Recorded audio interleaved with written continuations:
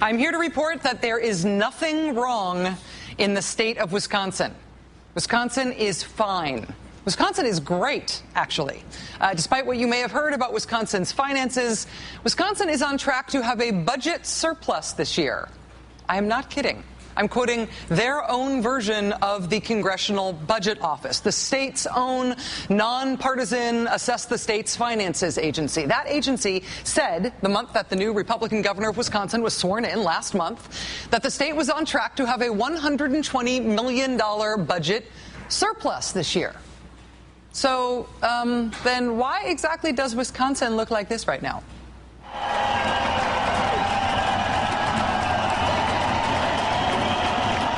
Why is there a revolt in the American Midwest tonight? Why are we in day 3 of massive, massive protests?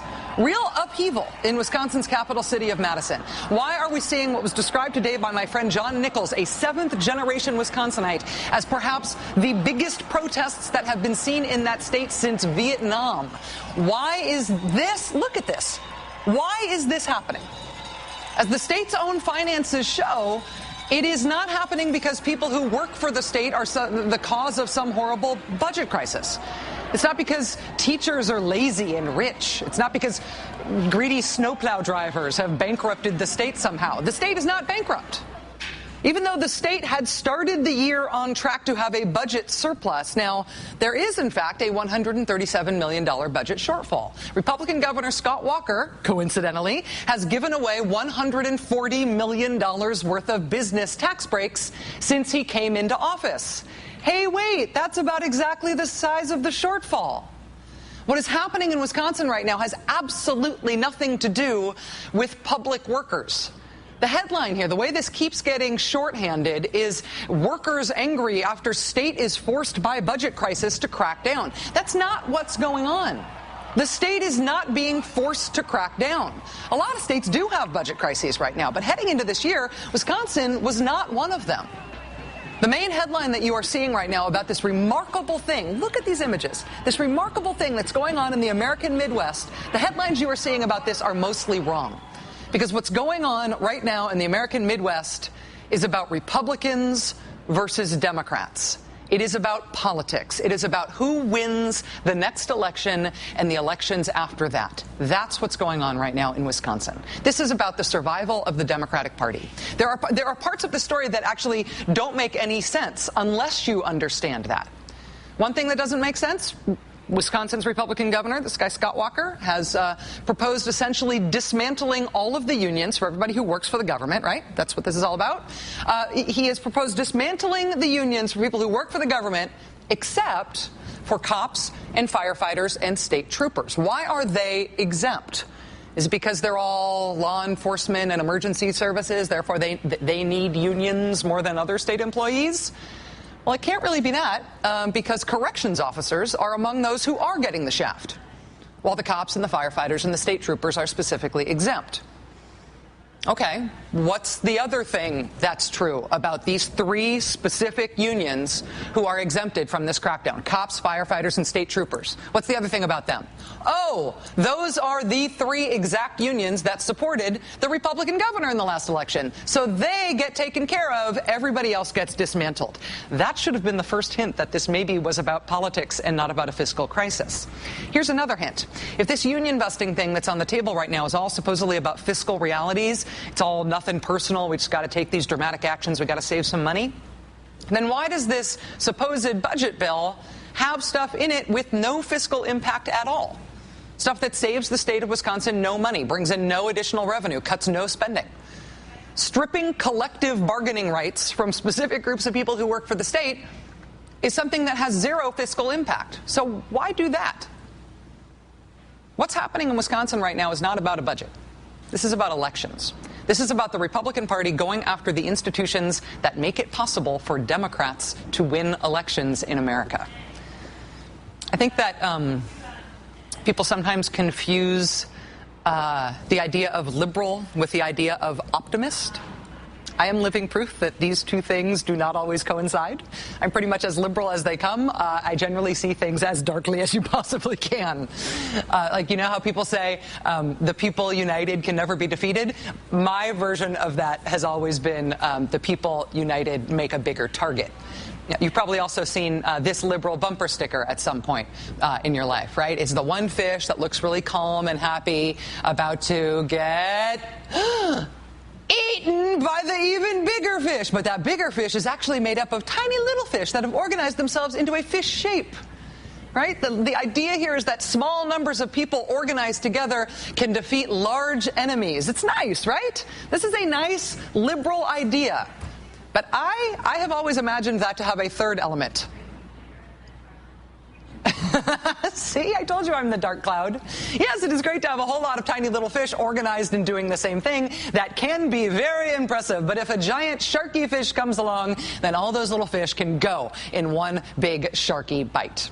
It is not sweet or sentimental, but that is the rough and illiberal and basic mathematical truth of politics, particularly of money in politics.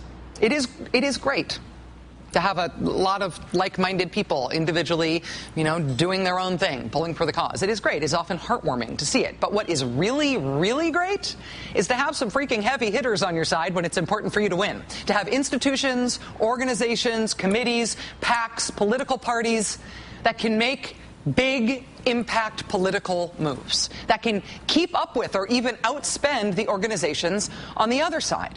There's a reason that all those oil billionaires that Karl Rove has on speed dial, there is a reason that those oil billionaires don't just make their own individual I'm an oil billionaire campaign contributions. They pool all of their money in Karl Rove's American Crossroads organization, so then Karl Rove can make multi-million-dollar impact moves in election years. It is nice to have a lot of little fish, but sometimes it is the biggest fish that eats the best.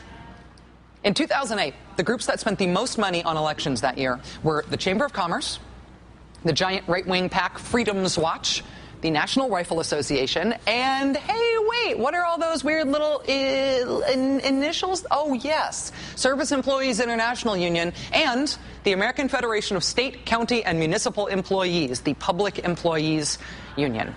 In 2010, post Citizens United, 7 of the top 10 outside spending groups in the election were all right-wing.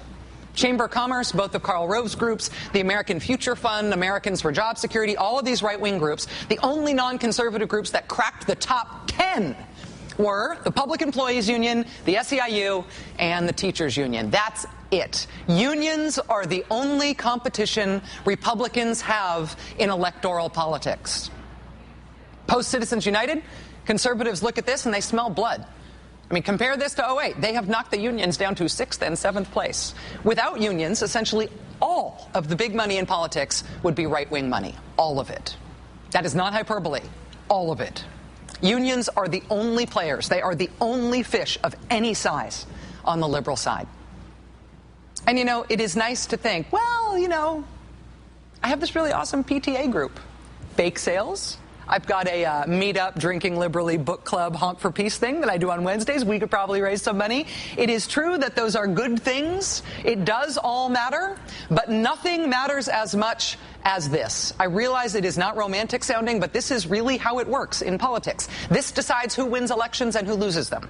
And if Republicans can use public policy to destroy their only competition for big political money, if they can use public policy to destroy the only major institutions that help Democratic causes at election time, then Republicans can run the table. Beyond just the money, though, a move like this also destroys the get out the vote and organizational capacity of unions, which makes a huge difference on Election Day. You may remember we went to Nevada to cover the Harry Reid-Sharon Engel Senate race right before the elections in November. Essentially, every poll in the state said Sharon Engel was going to win that race. But you know who was working their butts off for their chosen candidate, who was Harry Reid? These guys were. The Culinary Workers Union in Las Vegas. This is what we saw. We shot this footage ourselves. We got on the ground in Nevada just days before the election. Culinary Union working around the clock, going door to door to round up votes for Harry Reid, to get people to the polls on Election Day and to get them there for early voting. Nevada has 2 weeks of early voting, so we try to do turnout every day because it's convenient, it's easy, and it's a lot quicker than on Election Day. Obviously, we'll do Election Day too, but more than half the vote will be in early voting, so it's important. If you were a Republican politician and you had the chance to dismantle an organization like that, an organization that was helping the other side, wouldn't you do it? What's happening in Wisconsin right now is about Republicans versus Democrats. It is about elections. We saw the same thing with Acorn. You remember the right-wing jihad against Acorn? What did Acorn do to earn that? Well, Acorn, for years, registered huge numbers of minority voters and poor voters. Minority voters and poor voters overwhelmingly vote Democratic when they vote.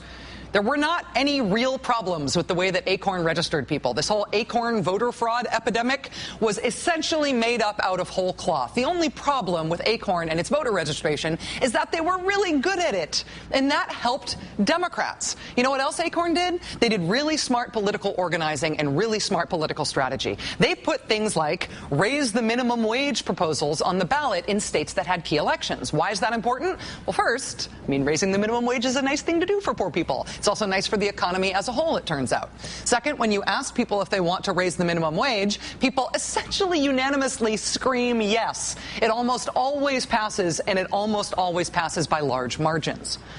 But third, raising the minimum wage is such a popular idea that there's some evidence it actually causes people to go out and vote who would not otherwise vote. It raises voter turnout, particularly among liberal voters, who then, since they're there anyway, are likely to also cast their votes for Democratic politicians. They are there already. What anti-gay marriage ballot initiatives are to Republican voter turnout? We all learned that lesson. Higher minimum wage ballot initiatives are to Democratic voter turnout. And Acorn spearheaded that. Smart. Acorn was not a Democratic organization, but Acorn's work was very politically beneficial to the Democratic Party, and so therefore the right decided that Acorn had to be destroyed. And unions. Unions are not democratic organizations, but unions' work is beneficial to the Democratic Party. They are the only institution of any side on the liberal side of the equation. Corporate America, all of corporate America, is on the Republican side. The only institutions of any size, with any heft at all, on the liberal side are the unions. So, of course, they too must be destroyed. This is an existential fight for the Democratic Party. This is about whether or not the Democratic Party exists. This is why Republicans want to do this so bad. If you break the public sector unions in Wisconsin, then you can break them anywhere. And if you break them everywhere, then it is bake sales versus billionaires for not only this next election, but for every election here on out. Republicans run the table. Bake sales on one side, billionaires on the other. That's it. This is an existential fight for the Democratic Party. And Democrats who don't get that are being willfully ignorant. This is an existential fight for the Democratic Party, and that's why Democrats in Wisconsin are doing what they are doing right now in Wisconsin. That's why Wisconsin looks the way it does right now. That's why the streets of Madison were shut down to traffic today, because of the sheer number of people who turned out. That's why people slept in the Capitol Rotunda overnight. That's why the state legislature looked like this today. Democratic legislators wearing orange T-shirts that read "Assembly Democrats Fighting for Working Families." And that is why 14 Democratic state senators in Wisconsin went AWOL today. They refused to turn up for the anti-union vote scheduled in the state Senate today. Right around noon, these Democrats just disappeared. And in their absence, the Republicans could not get a quorum, and therefore they were unable to hold their big anti-union vote, which they plan to hold today and they plan to win. To avoid the threat of being forcibly returned to the state capitol, Democratic senators did not just not turn up at the state legislature today, they fled the state. What is happening in Wisconsin right now is not about the budget. It is not about teacher tenure. It is not about whether or not librarians have too good a dental plan. That is not what this is about. This is about Republicans versus Democrats and whether or not the Democratic Party will continue to compete with the Republican Party. Whether or not the Democratic Party will continue to exist in any meaningful sense. One of the Democratic state senators who fled the state today in order to block this bill will join us from an undisclosed location next.